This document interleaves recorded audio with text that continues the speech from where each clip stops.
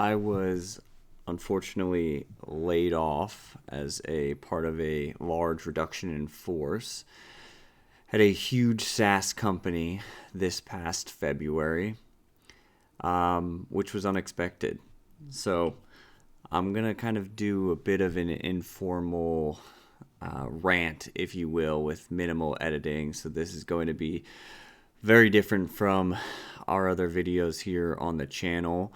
And I want to try to keep this as authentic and non-interrupted and non-doctored, like I said, minimal editing as possible. So I'm just going to kind of riff and explain what's been going on and what I've been doing and where we're at. So like I said, I was laid off this past February. I worked at a large SaaS company, a technology company, and that was pretty unexpected. I've worked in software and technology as a sector for really since 2019 when I graduated college with my business degree and entered the workforce. I've worked at a few different companies, and it's kind of a miracle that I wasn't laid off prior to this. I mean, most of these companies do layoffs every year at a minimum, and typically multiple times a year. And one of the companies I worked at, that I started my career at, Oracle, is notorious for laying people off repeatedly throughout the year. You may have seen Oracle for the wrong reasons, but very relevant, in the news for laying off 30,000 people recently. And that's just kind of the nature of the beast. So, ever since getting laid off, it's been weird for me. Like I said, that's the first time that's happened. I've quit, jobs in the past after working there for a few years for better opportunities, but this is the first time that it kind of wasn't my choice, if you will. I've never been fired, so and again, this is different. It's a layoff, but it feels odd, I just kind of want this to be a stream of consciousness as possible and off the top of the head. So since that layoff, I have been applying for jobs relentlessly, as well as taking my stab at the whole YouTube thing, content creation, which I never thought I'd be doing. And it's definitely been tough. I've had weeks where I had 6 to 8 interviews, which is the most I've ever had with different companies in a week. And then, weeks or so where there's kind of nothing, where I've gotten, 0 bites back or just the theme has been, constant rejections, which is, I think, normal, but still sucks and starts to take a toll on you. I typically apply to, I would say, anywhere from like 10 to 14 opportunities, mostly through LinkedIn, Monday through Friday, and sometimes on the weekends. So what? I mean, that's at least 50 applications a week, sometimes more. I've gotten to, several like round 3 interviews. I would say it's typically out of 5 rounds. And for whatever reason, have not been able to kind of lock anything down yet. I've really taken this opportunity to, like I said, knock a ton of stuff off my to-do list, just things I've been putting off for years, really. I keep a running, to organize myself, I keep a running tab on my phone. It's in the notes app, and that's kind of how I operate and run my life. It could be take out the garbage, apply here, you have an appointment then, or do this. Anything I need to do, essentially, I track it through the Notes app. And trying to remember where I was going with this. My to-do list. I have taken this opportunity, since it was forced upon me, to try to make the most of it. So I have started the YouTube channel, The Debrief, to kind of spread education and awareness around investing, SaaS sales, career opportunities, life advice, really maximizing your money, I think, because if you want to get the most out of life, you're going to have to be well researched and well knowledged in that domain. So hopefully it's helping you guys and people out there. And if you're a first time viewer, Thanks for stopping by. This is, again, not my typical video, but I've really tried to take these few months since February, and God, time is moving fast, to do all of these things I haven't done before. Whether it's do home projects, take care of things that I've been meaning to do, replacing stuff around the house. Anybody who owns a home will tell you there's always shit to be done. So that's been good. I think that's kind of one of the positives, is just doing all those things that you didn't have the time to do and finally saying enough is enough. There's no excuses now. Let's get it.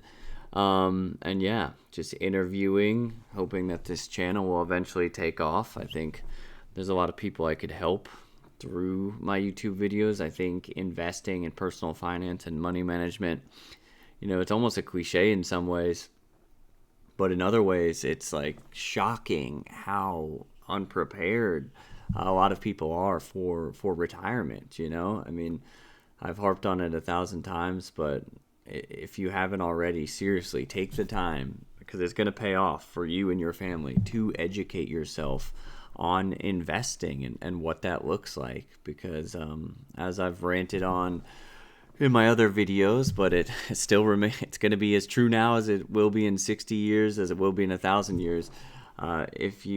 There's no one else that's going to essentially save you other than yourself, right? You have to plan for retirement. You have to plan for how you're going to live and managing your expenses, especially when you're not making money anymore. So I would just heavily encourage that. And yeah, it's been odd. Like I said, this is just kind of me going off the top of my head, and it's a tough job market out there right now. I know that's not unique, but boy, I'm feeling it. It's sometimes you'll put out a few applications, you'll get hits back. It's a very active job market. People are hiring and things are booming. And right now, at least in the tech space, it definitely doesn't feel that way. It has been pretty relentlessly difficult, but I just think that's the nature of life. The work culture is very go, go, go. Especially in sales, it's very high pressure. It's always moving. It's close a deal, then on to the next one. What do no matter how well you did last month, you need more. You're getting constantly asked for updates by your manager, and that's kind of just the nature of the beast. It's the big dopamine spike when you close a deal, and then the lack thereof when you're trying to fill your pipeline and make it happen.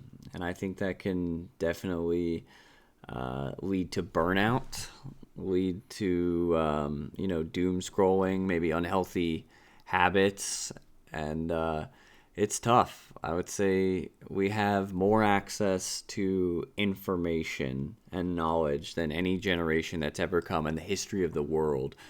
Yet it seems like sadness and anxiety and an overabundance of choice and options is leading to these unhealthy habit loops and just burnout. So I think on the one hand, it's the best time to be alive as far as access to that knowledge and investing opportunities and entertainment. I mean, we're spoiled for choice. We really are. I think as a people, as a culture, as a civilization, as a generation, spoiled for choice. But I think as many people are finding, that's not necessarily a good thing. That there's pros and cons, but a lot of it can be negative. Having too many options, too many streaming services, that can be more harmful, and those subscriptions add up. Again, not sure where I'm really going with this. This is more of a rant just as far as where I'm at, but I would say that about sums it up. Applying for jobs relentlessly, interviewing, knocking all these things off my to-do list, starting the whole YouTube journey. Hopefully, my content, and it seems like it is, from a lot of the comments, are pretty positive and supportive, which is awesome. That's why I do it. I am 100% not making any money from YouTube at this point, although I hope to it at some point. And I think if you consistently put out valuable content, things that will genuinely help people who want to help themselves, it'll eventually pay off, even if it takes a few years of kind of getting no return. And I think that's a good point to focus on, right? I found that the only real failure in life is staying where you're at, doing nothing, essentially, being too afraid to try. That to me is failing. If you venture into a new job, new field, new territory, YouTube, just a new thing, it's going to suck at first, but you're going to build it up. You're going to get better. You're going to learn from the challenge and the experiences. And like I said, I don't think there's really any way to fail if you take that mindset unless you don't try. So I know eventually this will pay off and will pay dividends, so to speak, but we're kind of in that lull period where, I've put out all this content. I was doing like a short a day, and it seems like for whatever reason the shorts aren't converting to subscribers, right? I've tried all sorts of different things, and my long format videos like this one, seem to really resonate with people. These are the ones that people really listen to. I think they absorb it. It has good engagement. People leave comments, etc.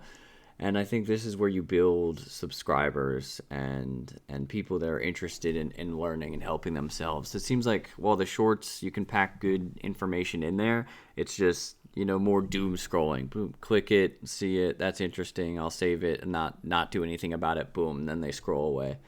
So I think I'm going to pivot as far as the channel strategy, and I'm going to start just focusing on the long form content for a bit at least, see how that works.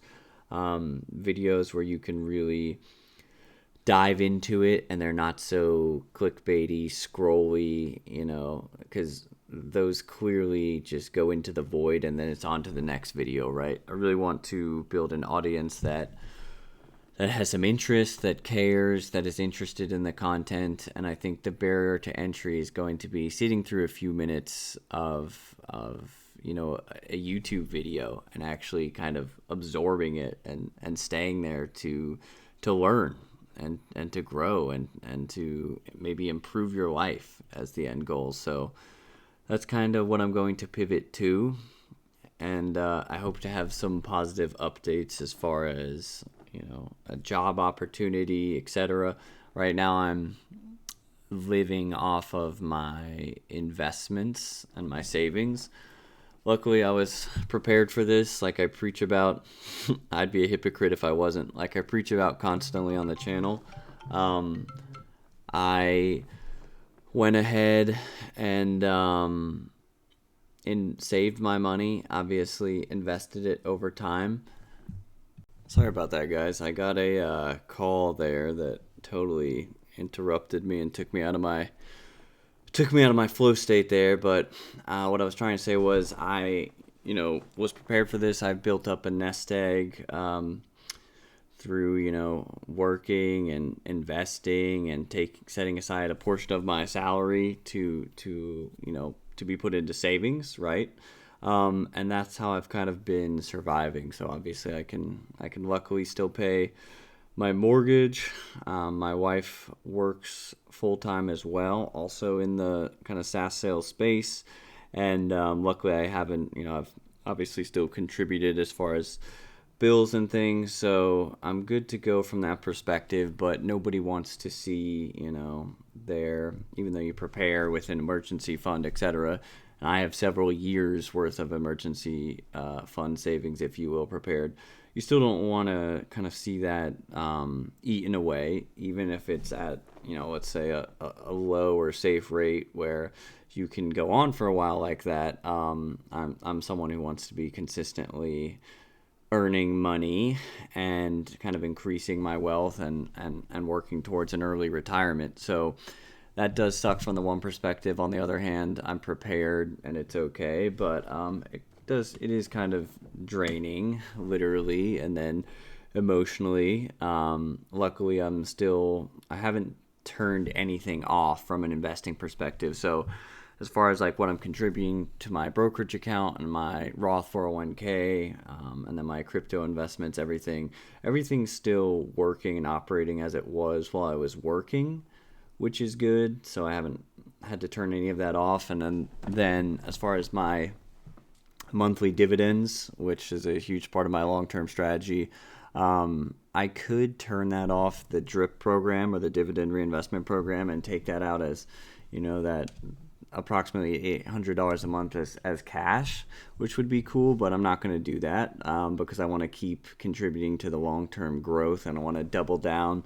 So that's still consistently buying itself. I will not be taking that as cash, but that's kind of where I'm at as far as, how I'm living and surviving. It's weird to have so much free time when you were go, go, go, work, work, work. I'm still very regimented as far as my chores. There's always stuff to be done with the house. Taking care of my dog, taking her for walks, my exercise routine, all of that's still working properly. But yeah, it's odd, when you're kind of stuck in the matrix, if you will, and you're, I spoke about earlier, I was getting all this extra stuff done that I've been sitting on for years as far as like nice to haves and to dos. It's weird not constantly having that work stress and anxiety and being able to knock that stuff out. It leaves you with a lot of time to sit there and think, right? And reminisce and plan and strategize, which for me in my brain is not a good thing. I can't go. I always have to be doing something and moving, either distracting myself or working on something to feel a sense of self-worth, and also I think to just distract myself, and I don't want my mind to be idle.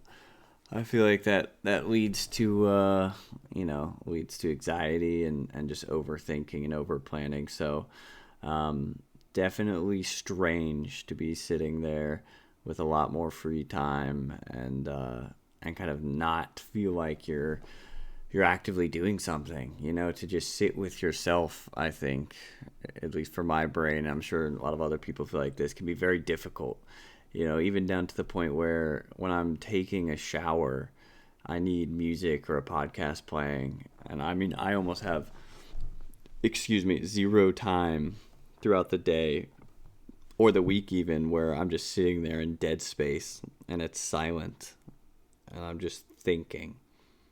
That almost never happens. In fact, as I record this video right now, this audio sitting at my desk is probably the quietest my mind has been, because I can't have too much background noise. I obviously can't have a podcast or music playing right now as I record this because it would mess up the audio. And it's weird, puts you in a weird headspace. But anywho, definitely a different video. As far as this has just been a long, incoherent ramble. Hopefully, something about this will resonate with someone. Whether you're a new person here visiting the channel or one of the OG original subscribers, I appreciate you. And yeah, hopefully we have some momentum on the job front. Hopefully the YouTube channel continues to grow and develop and progress. I imagine it will go through many changes before it's we're at the point where it's profitable, but that would be the dream, really, to help millions and millions of people from an education perspective with investing, especially young people, but people of any age, male or female, planning for your retirement and just making sure that you're taking care of yourself, right? Because as long as your health is under control and under wraps, the next most important thing is going to be that personal finance, that money management. I feel like that's the whole purpose of this channel is, I feel like that's a huge gap in the modern day and age. Things are getting expensive, prices are going up, inflation is obviously a consistent factor. Our buying power from our money is just getting beaten back and beaten down every single year, right? So it's going to become, this message is definitely relevant and is going to become even more important. So the point of the channel is to get that personal finance investment knowledge out there to as many people as possible, especially young people. You need to take advantage of the time you have while you are young, in your late teens, in your 20s and 30s, to start an investment strategy, to understand the basics, and then stick to it for as long as possible. Because with the way things are looking, I think to myself, when I look around, I think, wow, millions and millions and millions of Americans, and that's not an exaggeration, it's a whole shit ton of them, are going to be in huge trouble as they age. Social Security is not going to be enough, or maybe not even there at the time of retirement. The age keeps getting pushed back, and people are going to have to take care of themselves from a monetary perspective. So without a safety net or a big social program that's effective, this information is extremely vital. I mean, just knowing that the basics of investing and how it works, and savings and an emergency fund, it's not getting less important. Even if you forget about it, you scroll away from this video, you do something else the rest of the day, this matters every single second of every single day. And preparing for that future eventuality where you might not be able to work anymore, you might be disabled, or maybe you're just aging out of the workforce, right? People don't want to work and shouldn't have to work every single day for the rest of their life. So investing in that investment knowledge and your education is so important. Making sure you have money once you stop earning an income at a job is super important.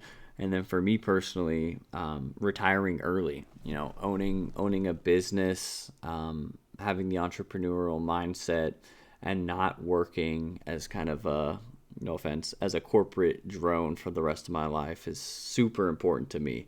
It's been an amazing launching pad working in tech sales or software sales to earn up a nest egg, some good income from closing deals, and to invest a large portion of that and save a large portion of that. It allowed me to buy a home at 27, but it's not a long-term strategy for me, right? I don't want to be even 35 years old asking, being told when to show up for a meeting, etc., or what I should be doing, right? I would like to manage myself, which I think a lot of people can resonate with.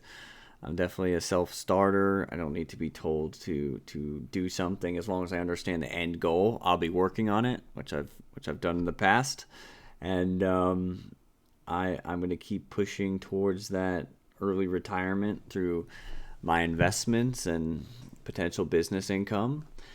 And I'm wishing the best for everybody. So if you found this video and you got this deep into it, I really appreciate you checking it out. It's, again, very non-traditional. I'm wishing you the best of luck. I hope that you are taking all of the right steps for you with your specific situation to be successful in life. And I hope you have a phenomenal rest of your week. Thanks so much, guys, for listening and watching. Take care.